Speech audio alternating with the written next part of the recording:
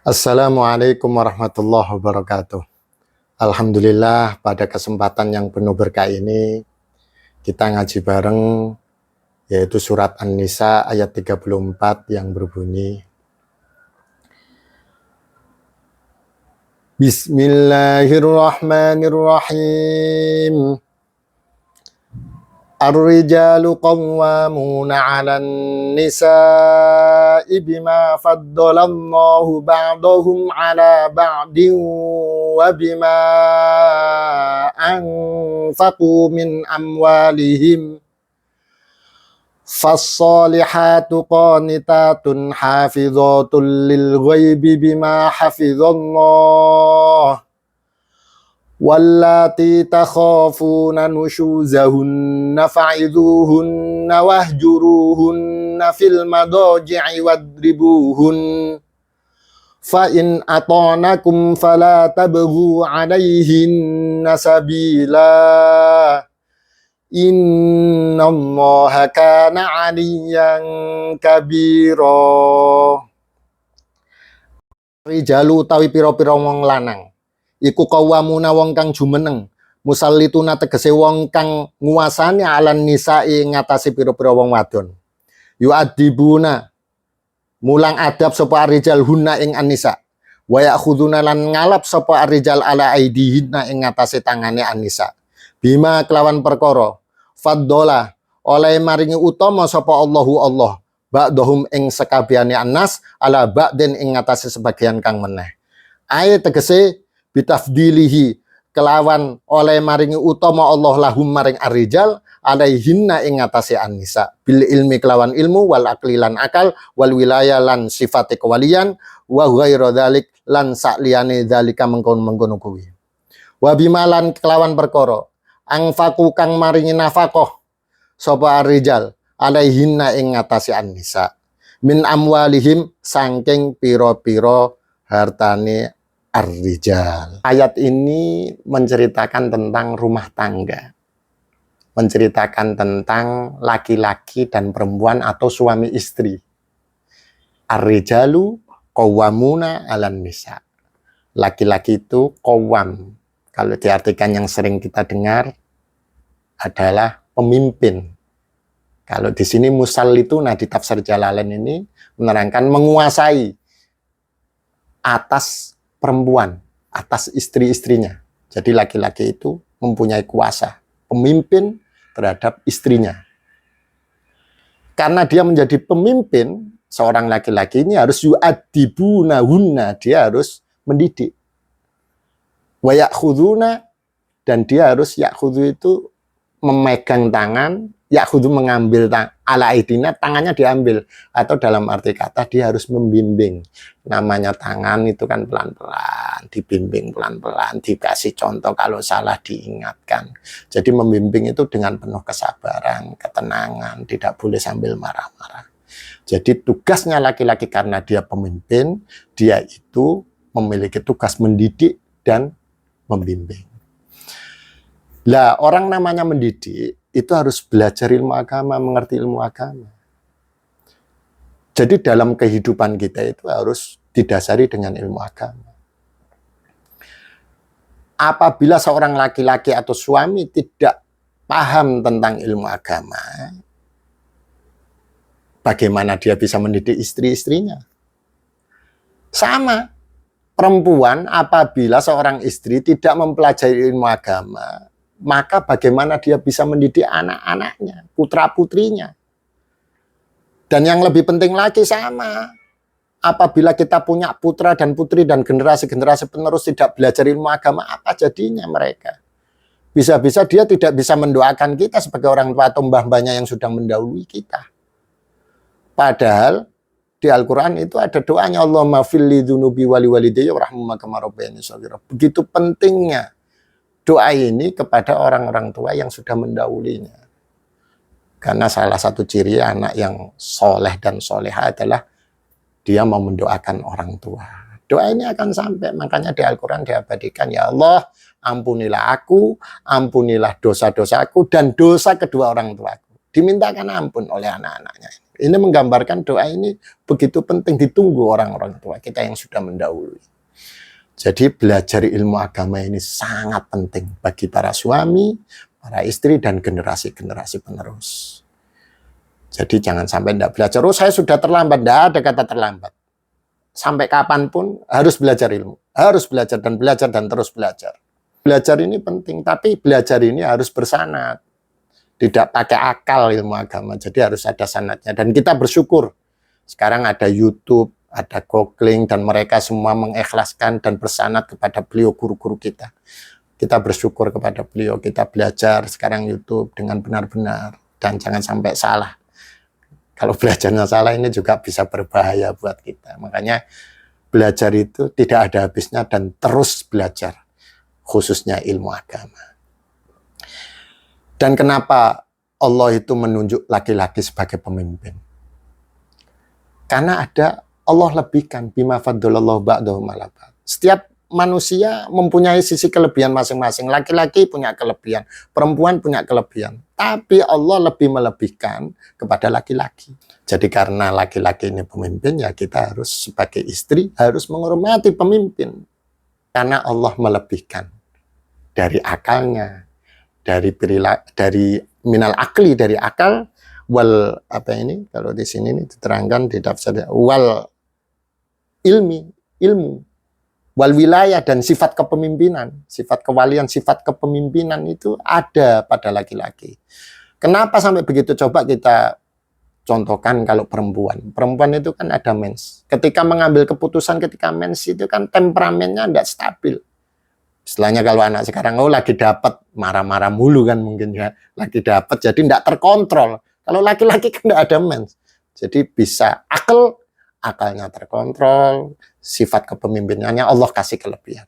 Selain itu Allah juga mengasih kelebihan wa bima anfaqu min amwalihim. Allah memberikan kelebihan laki-laki ini memberikan nafkah kepada istri. Ketika akad itu sudah mengasihkan mahar, itu yang salah satu Allah kenapa melebihkan. Dan ingat, tanggung jawab seorang suami tidak hanya di dunia tapi di akhirat kelak. Jadi begitu tanggung jawabnya ini besar, maka salah satu itulah Allah melebihkan itu. Dan ayat ini turun itu sebenarnya ada sebuah cerita. Yang mana pada waktu itu ada seorang perempuan mengadu kepada Rasulullah. Kalau dulu itu ada masalah apa-apa itu menghadap kepada Rasulullah, ada solusi dan terselesaikan. Dan mereka itu para sahabat itu karena cinta kepada Allah dan Rasulnya sehingga kalau ada permasalahan selalu mengadu. Nah pada waktu itu istri mengadu, wahai Rasulullah, saya ini ditampar plas oleh suami saya. Loh, balas. Karena Rasulullah itu saking cintanya kepada umat-umatnya. Jadi di dalam hukum Islam itu boleh. Kalau kita dicubit misalkan, ya kita balas dengan cubit. Tapi volumenya harus sama. Jangan cubitnya begini, balasnya ini tidak boleh. Dua tangan ya dua tangan. Ya. Jadi, wa in aqabtum fa'aqibu bimithli ma uqibtum bih. Apabila kamu itu ya disakiti, ya balas sesuai. Sakitannya itu harus sesuai. Volumenya sesuai. Jumlah jangan digigit gini, dicubit gini, balasnya ngantem. Diantem gini, balas. Tidak boleh. Makanya Rasulullah langsung balas. Jadi kisos, balas saja. Oh boleh Rasulullah ya. Akhirnya begitu mau balik turun ayat ini. Ar-rijalu qawwamuna 'alan nisa. Laki-laki itu pemimpin. Allah memberikan kelebihan. Sehingga apa? Menggambarkan bahwasanya apabila suami menampar tapi dengan alasan mendidik, maka tidak boleh membalas. Itu yang disampaikan Rasulullah pada waktu itu. Bagaimana Rasulullah? Saya ini sudah sakit, saya ditampar. Jawaban Rasulullah, saya memang punya kehendak, tapi Allah berkehendak lain. Jadi yang menciptakan kita, yang membuat langit dunia seisinya ini, itu adalah Allah. Sehingga Allah itu kalau sudah berkehendak, maunya Allah seperti ini, maka Rasulullah tidak berani. Maka pada waktu itu seketika itu, perempuan itu dilarang membalas kepada suaminya. Karena suaminya memukul karena tujuannya adalah mendidik kepada istrinya tersebut. Ayat selanjutnya. Solihatu moko utawi pira-pira wong wadon kang bagus kelakuane, yaitu wanita solehah, minhuna sangking anisa, iku qanitatun, yaiku wong kang sing taat, mutiatun tegese wong kang sing manut li azwajihinna maring bojo-bojone anisa, hafizatun tur kang njaga lil ghaibi krana lungone wong lanang. Ai tegese li furujihinna krana njaga saking kehormatane nisa wa ghairiha lan selaine furuj fi ghaibati azwajihinna krana lungone bojo-bojone anisa bima kelawan perkara hafidho oleh njaga lahuna maring anisa Allahu sapa Allah haitsu sekirane auso perintah alaihinna ing atase anisa al azwaja ing bojo. Fasolihatu, maka ciri wanita yang soleha, ciri-cirinya itu ada dua. Yang pertama adalah qanitatun hafidhatul lil ghaibi. Jadi kalau ingin dikategorikan wanita yang baik, yang pertama adalah qanitat, taat, mutiat, dalam arti manut kepada siapa? Kepada suami. Lah manutnya kayak apa? Selama tidak melanggar syariat-syariat Islam, maka yang dikategorikan wanita yang soleha adalah taat kepada suami, manut kepada suami. Yang kedua, hafidhatul lil ghaibi. Ciri-ciri wanita yang baik yaitu adalah dia menjaga kehormatannya ketika suami tidak ada, ketika suami pergi. Tidak hanya menjaga kehormatan saja, menjaga harta-harta suami, menjaga anak-anaknya. Itu adalah ciri-ciri wanita yang baik atau wanita-wanita solehah. Nah, makanya kenapa ini diabadikan di Quran seperti ini? Karena sering terjadi sampai sekarang fenomena wanita selingkuh ketika suaminya pergi kerja. Itu tidak baik. Maka itu adalah perempuan yang tidak baik. Perempuan yang baik adalah menjaga kehormatan, jangan selingkuh, dan dia juga menjaga hartanya suami dan menjaga anak-anaknya. Itu adalah ciri-ciri wanita yang solehah. Wallati lan wadon-wadon takhofuna kang kuwatir sapa sira kabeh nusyuzahunna ing purike hunna allati isyanahunna tegese durhakane allati lakum maring sira kabeh biang dhaharat kelawan pertelo amaratuhu tetenger-tetengere fa'idhuhunna mongko tuturono sira kabeh hunna ing allati fakhawafuhunna mongko mendenono sira kabeh hunna ing allati Allah maring Allah wahjuruhunna lan ninggalno sira kabeh hunna ing allati fil madoji ing dalem panggonan turu iktazilu tegese nyingkura sira kabeh ila firasyin akhir maring nggon turu kang meneh in adharna nalikane jelas-jelas sapa allati annusyuza puri ing purike wadribuhunna lan mukula sira kabeh ngepuk sira kabeh huna ing allati dorban kelawan pukulan ghairu mubarrihin yang tidak menyakitkan illam yarjina nalikane ora gelem bali sapa allati bilhijron kelawan ninggalno saking tempat tidur bil madoji niku. Kalau tadi menceritakan tentang ciri-ciri istri soleha dan selanjutnya ini bagaimana apabila seorang laki-laki ini suami takut terjadi istrinya itu nusyus, membangkang. Kurang lebihnya itu bagaimana secara menyikapi apabila istri itu membangkang. Gitu ya. Pertanyaannya begitu. Bagaimana solusinya? Kalau ada istri yang membangkang itu bagaimana? Kalau di Quran ini solusinya menghadapi istri yang membangkang itu ada 3 cara. Ya. Jadi ada 3 cara. Yang pertama, ya, apabila ada istri yang membangkang lah, tapi para ulama ini bagaimana? Apa ada kriteria orang-orang yang membangkang nih, istri yang membangkang ini, istri yang durhaka kepada suami? Ada. Yang pertama dia itu sombong. Sombong itu adalah orang yang merasa dirinya lebih besar daripada yang lain, lebih segala-galanya. Jadi wanita ini, istri ini lebih sombong, sombong tentang mungkin hartanya dia lebih banyak, atau lebih gajinya lebih tinggi daripada suaminya, atau dari sisi ilmu dia merasa lulusannya sarjana, suaminya SD atau SMP atau apa dan seterusnya. Jadi intinya dia lebih tinggi, merasa lebih tinggi daripada suami, sombong. Yang kedua ciri-cirinya adalah dia tidak taat akan perintah suami. Jadi perintahnya suami dia tidak taat. Beranilah intinya. Yang ketiga adalah dia sudah berpaling. Berpaling dalam arti tidak mengakui semuanya apa yang diberikan suami. Bahkan sampai anak saja nggak diakuin ya itu. Ya naudzubillah itu. Jadi dia berpaling dari suami. Apa yang pernah diberikan suami, dia tidak merasa, tidak pernah ngasih apapun dan seterusnya. Yang terakhir, yang paling berbahaya, yaitu ciri-ciri orang wanita yang nusyuz, yang membangkang adalah dia itu sudah benci kepada suami. Apabila terjadi 4 ciri-ciri ini, nusyuz yang membangkang seperti ini, apa yang harus kita lakukan sebagai suami? Yang pertama, fa'iduhunna, memberikan mau'idoh, memberikan nasihat.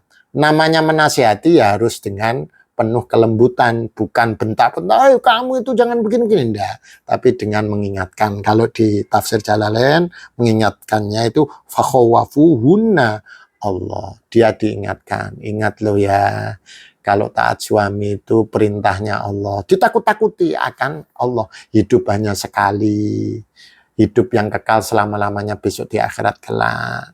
Nanti kalau taat, maka besok di akhirat kelak kamu bisa memilih pintu surga lewat manapun kalau dapat ridhonya suami. Seperti itu. Ini adalah perintah Allah. Perintah bahwasanya istri harus taat kepada suami. Harus diingatkan. Nah, ketika mau itu ini tidak bisa, sudah dinasihati, tapi dia malah melawan. Kamu jangan nasihatin saya, udah benerin kamu sendiri, misalkan begitu. Maka cara yang kedua ada caranya. Ketika istri yang membangkang ini dinasihati tidak bisa, maka cara yang kedua adalah wajurhunna fil madhaji, yaitu bahasa kerennya sekarang pisah ranjang. Ulama ada yang ngomong berpaling, jadi kalau istri hadap sana kita membelakangi, yaitu juga bisa dikategorikan wahjuruhunna fil madhaji, yaitu kita berpaling, bahkan tidak usah berbicara sampai berhari-hari. Lah tujuannya apa ulama mengatakan seperti ini? Tujuannya apa Al-Quran seperti ini pisah ranjang? Supaya dia merasa nggak didemok istilahnya, nggak didemok, nggak dijak ngomong itu nggak enak begitu, nggak enak apalagi pisah ranjang. Dan itu supaya pepeling, supaya ingat iya ya nggak enak. Lebih baik saya kembali kepada suami, lebih baik saya taat kepada suami. Kalau sudah diberikan nasihat nggak bisa, pisah ranjang nggak bisa, maka cara yang ketiga wadribuhunna, maka pukullah. Tapi memukul ini ghairu mubarrihin, tanpa harus sampai melukai. Kalau melukai nggak boleh, boleh dipukul selama mendidik dan selama tidak sampai patah tulang, dipukulin, dianiaya nggak boleh. Ya dipukul saja, diingatkan. Makanya dulu itu banyak perempuan yang nusyuz membangkang kepada suami, akhirnya Rasulullah boleh memukul. Ketika sudah banyak yang dipukul, perempuan itu mengadu kepada Rasulullah, akhirnya Rasulullah bersabda, wahai para suami, apabila kamu memukuli istrimu, maka kamu tidak tergolong itu suami yang baik, laki-laki yang baik. Jadi juga ada peringatan, boleh memukul, tapi kalau kamu memukulnya kelewatan, maka kamu tidak tergolong suami yang baik.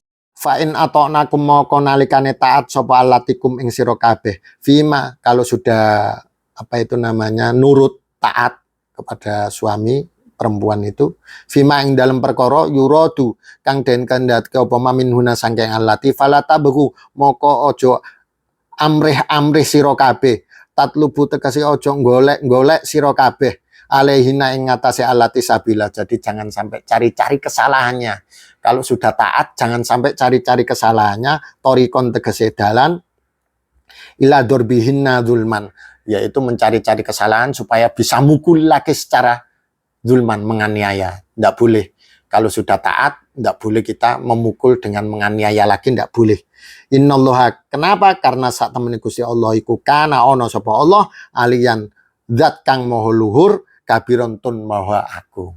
Jadi ingat wahai para suami, kalau sudah terjadi taat istri itu, sudah manut kepada suami, ya jangan mencari-cari gara-gara. Kalau sudah mencari gara-gara, ya akhirnya gimana caranya saya supaya bisa mukul lagi, tidak boleh. Ingat, Sungguhnya Allah itu maha tinggi dan maha agung. Kalau sudah maha tinggi, maha agung, kalau kamu bermacam-macam, wahai para suami, untuk memukuli secara zalim, menganiaya kepada istri, maka ingatlah akan Allah Subhanahu wa Ta'ala yang maha tinggi dan maha agung itu. Jadi kesimpulannya ayat ini, yang pertama, kita sebagai laki-laki, kita harus qawwam, betul-betul menjadi pemimpin. Pemimpin yang bagaimana? Yang terus belajar ilmu agama, mendekatkan istri, mendekatkan anak-anak kepada Allah Subhanahu wa Ta'ala, mencintai Rasulullah, mencintai para ulama, mencintai para habib, supaya bisa dekat kepada Allah Subhanahu wa Ta'ala. Kita terus menuntut ilmu agama dengan sebaik mungkin. Yang kedua, bagi istri, maka ciri-ciri istri soleha jangan lupa, yaitu taat, qonitat, taat kepada suami. Dan dia selalu menjaga kehormatannya ketika tidak ada suami. Dia juga menjaga hartanya dan menjaga anak-anaknya. Dan yang terakhir, ingat para suami dan para istri. Apabila terjadi membangkang, diingatkan dengan baik. Istri juga begitu. Kalau sudah diingatkan, ya kembali ke jalan Allah. Ini perintah Allah, taat kepada suami. Kalau sudah diingatkan lagi, pisah ranjang, ya jangan lama-lama lah. Nggak enak, nggak berbicara. Sudah kembali saja. Kalau sudah dipukul, ya kalau sudah memukul, sudah kembali, ya jangan dianiaya lagi. Bahwasanya Allah Subhanahu wa Ta'ala itu maha tinggi. Jangan bermacam-macam untuk memukul istri, menzolimi istri, ini tidak baik. Mungkin itu yang saya sampaikan. Wallahu a'lam bishawab. Assalamualaikum warahmatullahi wabarakatuh.